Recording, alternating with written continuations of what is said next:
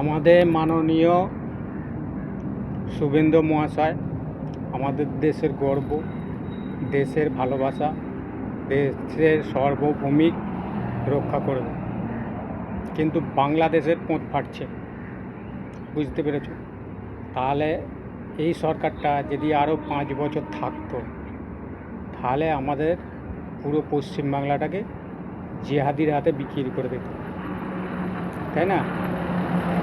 তাই আমাদের যত সব সনাতন ধর্মে আছে, সবাইকে একত্র থাকা দরকার আছে, ঠিক আছে?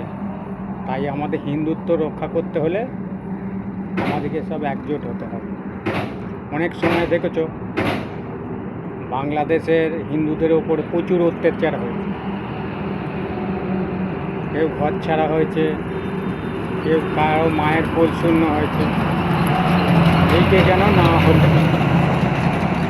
তাই আমাদের প্রত্যেক সনাতনী ধর্ম, হিন্দু ধর্ম সব একজোট হয়ে লড়তে হবে, আর জিহাদিদের পাল্লায় পড়ে কেউ উত্তেজনা ছড়াবে না।